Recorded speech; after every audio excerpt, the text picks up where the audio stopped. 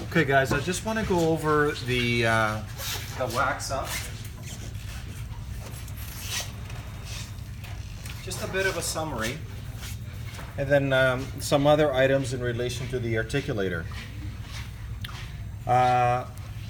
Before you seal anything down, what you want to make sure is take note that your incisal pin is actually touching the adjustable table. And also take note of the vertical dimension that's indicated here. So as you can see, I've started off at 0, and after going through the setup and the wax up, I lost overall about ½ millimeter. So I need to record that, because very often you'll find yourself interchanging cases on this articulator. So while this is in the processing room or you're curing it, you're going to be working on a different case. So you want to record whatever is programmed to the articulator so you can use it again with the same case. So in this particular case, what I'm going to do, I'm going to write on the mounting. You can do it on top and bottom or just one. Obviously you can write the patient's name, so I'll just write patient.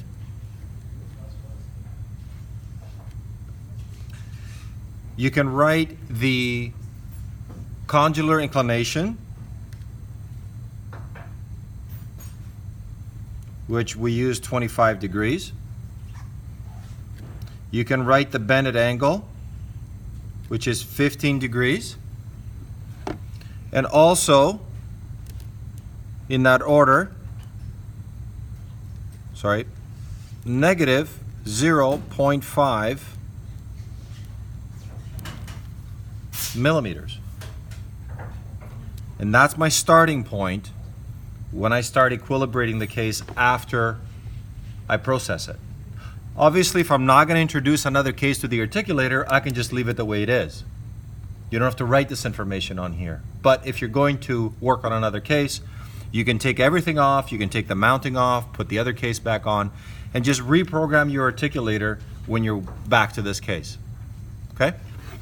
All right. So now after we tried in the case with our patient, we make sure that the centric relation and central occlusion was correct, plane of occlusion, the mold, the shade, the smile line, the cuspid lines, all those fine things that we're looking for, the working, the balancing, the protrusive. And we got the approval from the patient, and now we're ready to process the case. Okay? If you made any chairside adjustments to the teeth, and obviously you have to go back and touch up those areas, or possibly touch up some of the areas that you think need some improvement. So if I remove the pin for now, there's enough there to hold the vertical. I don't need the pin. Just make sure that the pin is touching the table when it's eccentric. So I've removed the pin so I have a little more access to my articulator. And let's take a look at it before we seal it down. So what we're looking for now is we're looking for a sharp butt joint of the wax against the teeth. We're looking for the interdental papilla to be just below the contact area of the interproximals. Take note that there should be a consistent width to the margin thickness. So whether you're creating 1 millimeter or 1.5 millimeters, make sure it's the same width throughout. And as we get into proximately, the interdental papilla should be a little more, pardon me, a little more feathered towards the interproximal. So therefore, this part should be a little bit thinner than this part to prevent creating a little ledge there that could cause a lot of food to get stuck there. Obviously, it's a little more challenging here because of the smaller space. So we're looking for a slight depression throughout the facial extension here between the gingival roll and the periphery roll. So this one, I have it a little more less. This one's a little more aggressive. I just wanted to show you the variation between the two. The peripheries themselves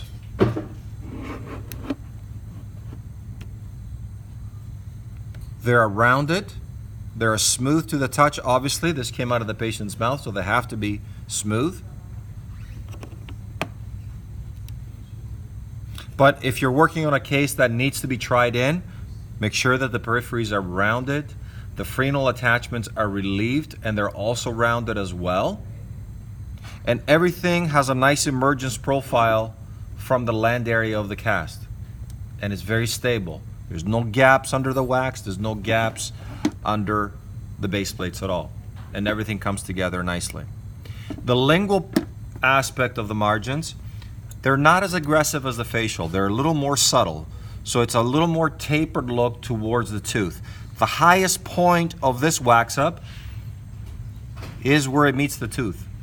There's a slight little overlap of the lingual portion of the tooth, but a very much feathered look to create a more self-cleansing, hygienic effect, especially down here. Okay. So consider that our wax ups are down to our specs. Now we are ready to seal the case down to our master casts and get it ready for processing. So what you want to do, you want to make sure that the trowel bases are sitting on your articulator and you're holding things together in centric while initially introducing some wax to seal these down. Because you just never know sometimes. You take it off the articulator, you think you're holding it down, but you're actually open on one side or the other, and that'll throw the bite off completely. So make sure that everything is sitting down into the bite while you do your initial sealing of the case to the models. So I got some regular wax, unlike the wax I used last time, the hard wax for the wax up. This is regular base plate number 2 wax. And I'm going to apply a little bit of wax all around the periphery. Now, depending on the quality of the wax up, if you want to preserve it, just make sure that you don't overdo it. If you carry your wax up too high, you're going to have to recontour your wax up. So if you're really happy with the contour, and just add enough wax up to seal the periphery. Obviously, the frenal relief that you created earlier for the try-in, you're going to have to fill that in again and incorporate it during the trimming and polishing once more.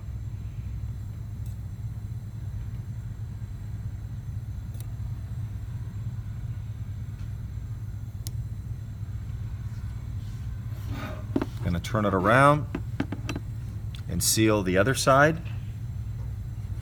And again, I'm using a relatively small instrument. I'm using a number 7 spatula and relatively hot wax.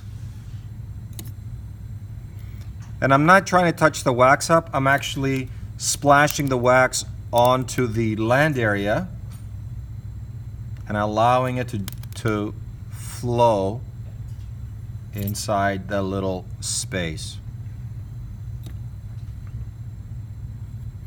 I'm going to go back and clean it up in a bit, but that's where you start off. You don't have to necessarily do it all the way, as long as you have sufficient wax there that will hold the trowel base up against the cast. This will not be removable anymore. It's sealed onto the cast. Obviously, I have some more to do here, but I can do that off the articulator. Okay, I'm going to do the same thing on the lower, make sure everything is in centric occlusion.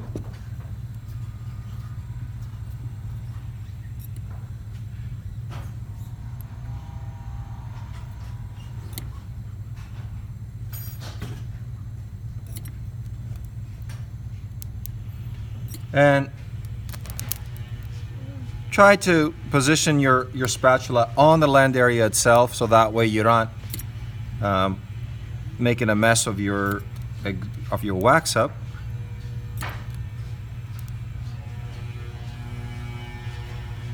And I'll go to the other side. Obviously, I won't be able to do this on the lingual side while it's on the articulator, but once I've sealed this down enough,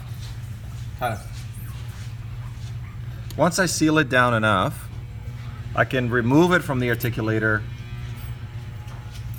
and do the lingual side.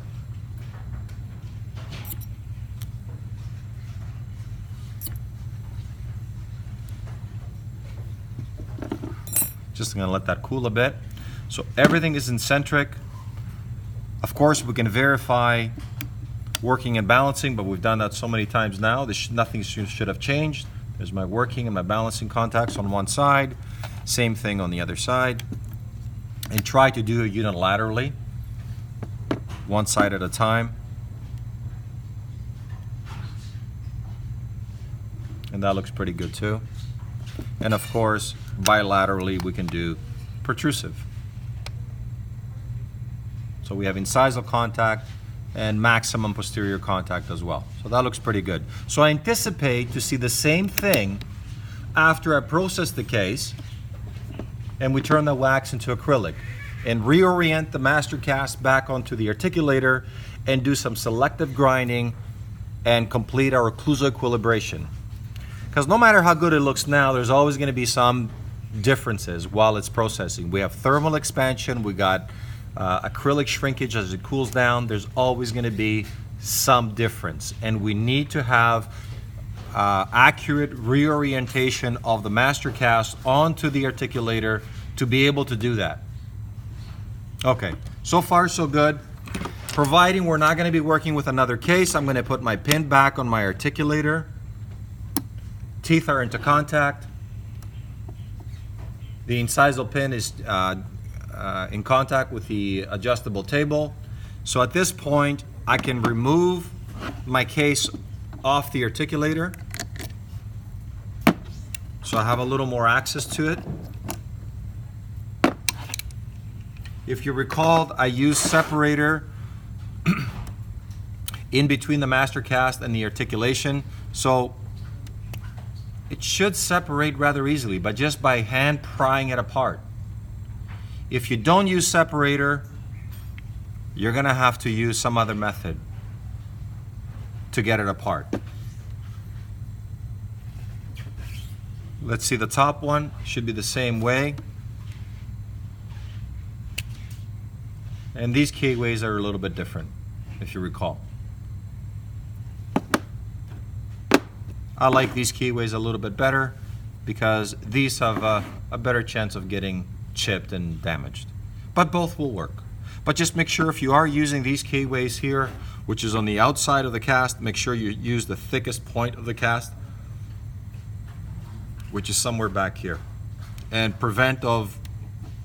try not to create any undercuts in the keyways, so when you're putting it back together, it fits nice and flush. So you can see it here that it's fitting very well, so I anticipate to see the same thing after I process. Now, because I use separator, there is a bit of residue of separator on the back of the model and the mounting itself. If there is, just make sure you blow it off with some air. That's the noise that you're hearing. And you'll see little flakes of separator go flying off. When I place this back on here, I want to make sure that I have a seamless joint all the way around. This should be sanded. This is not. This is. So by having it sanded, it will create a better visual that this indeed meets correctly after we process it and we put it back on our articulator. So it's important to have that seamless joint, a nice joint, and make sure that the back of your casts are trimmed flat. Okay, so all things considered, things look pretty good. I need to finish off sealing the case.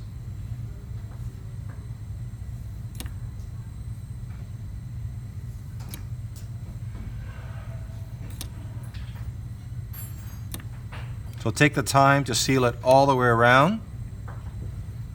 I'm using very little wax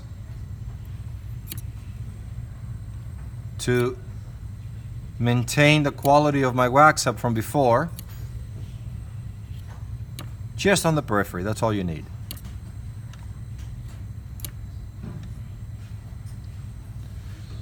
And if you've noticed, one thing I failed to mention before is the palatal side of the upper trowel base is very smooth. I'm trying to get it as smooth as possible because I know this area in here, the lingual side of the upper and the lower, is one of the hardest areas to trim and polish. So you want to make sure that you do a nice job of getting it nice and smooth.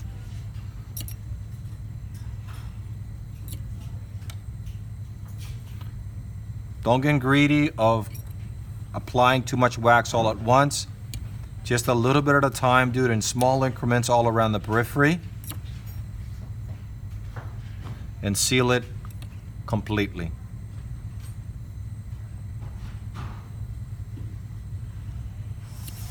A little bit of the wax has chipped here, and that could probably be true when you do try-in with patients.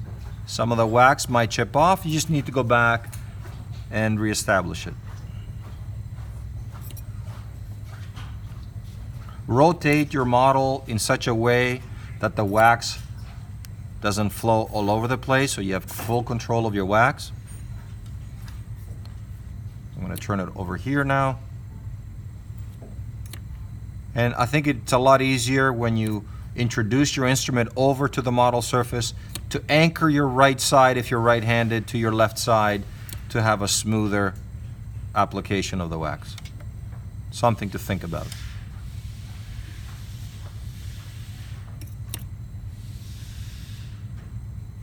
All right, that looks pretty good. So from here, I'm going to take my alcohol torch for the very last time and just go over my wax up very gently. Hold it relatively close, and we're going to use very, very small strokes. Squeezing of the bottle just to apply a little bit of heat. The closer you hold it, the better off you are. If you hold it too far away, then you have to apply a lot of heat. You're going to hear that, and you're probably going to melt everything all over the place. So relatively close. Just one final at the margins. That looks pretty good. Same thing on the lower. Just round everything nice and smooth. I'm trying to minimize the amount of trimming I'm going to do in this case, and obviously the amount of polishing. I think your cases will come out nicer when you think of yourself as a waxer more than a trimmer, I think. Just the one final look. I got some areas to be filled in right here. Let that cool off. I'll go back to the upper, and what I'm going to do next is I'm going to clean off the wax overlapping the land area a little bit.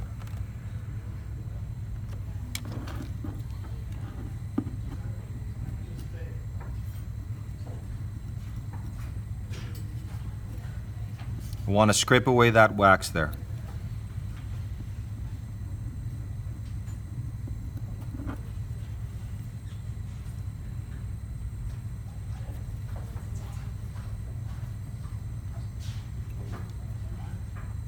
Unless you don't have a patient, and then you can do it.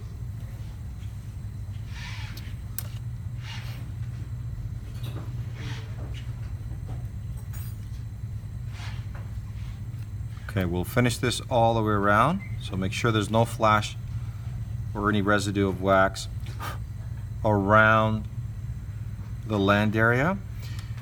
This little frenal attachment here, which I relieved earlier, you can certainly leave it like that, but I prefer to leave it in and have a little room for forgiveness so I can trim it out. So I fill them in completely. And just blend that in again. And same thing with the lower. Scrape away any wax that's overlapping the land area or just beyond it.